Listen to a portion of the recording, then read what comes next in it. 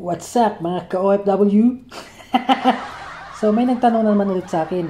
Sabi niya, Yanga King Jamil, okay? Boss, pwede ba mag-video sa workplace? Yun ang tanong niya. Noong una is, di ba, vlogger ako, nagbablog ako, so naggumagawa ako ng mga contents sa Facebook, sa YouTube, sa TikTok. Then, lately, nung 2 weeks, 3 weeks ago, sinabihan ako ng boss ko. Sabi niya, Clark, pwede ka bang gumawa ng mga contents tungkol sa merchandising na ipipicture natin yung company natin sa TikTok. Sa TikTok lang naman ang sinabi niya, hindi niya sinabi sa Facebook, sa YouTube. Basta sa TikTok lang kasi meron siyang account ng TikTok. Okay? So papakita ko sa inyo diyan maya-maya yung boss ko na tumitingin dun sa mga contents ko. Okay? So, gumawa ko ng 2 TikTok account. Yung una ko kasing TikTok account, yun yung personal ko. Which is, meron din ako mga contents na merchandising.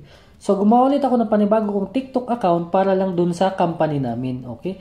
So, lahat po ng mga ina-upload kong contents dun sa account namin ng TikTok para sa company is dun lang sa merchandising. So, magkahiwalay po yung account ko. Okay? So, sa tinatanong mo po kung pwede, is wala namang problema sa sa workplace, okay? Tapos meron pa akong basbas kumbaga ng boss ko na mag-video, di lalo akong mas ginanahan gumawa ng contents ko. So nagpo-focus din ako ngayon sa contents ng pagme-merchandising. So yun lagi ang sabi ko sa boss ko, at least once a week meron akong i-upload na video ng for company profile.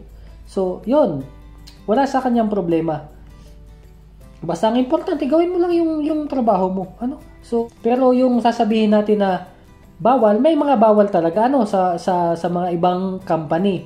Halimbawa, yung company nyo is on-site lang kayo, tapos kumbaga is na mahigpit ang amo nyo, so mahirap talaga. Hindi ko din masabi kung pwede sa iba.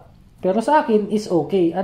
So, it depends po Okay, sana nasagot ko ang tanong mo, Yanga King Jamil. Okay? If you like this video, you can follow me on Facebook, YouTube and TikTok. Thanks.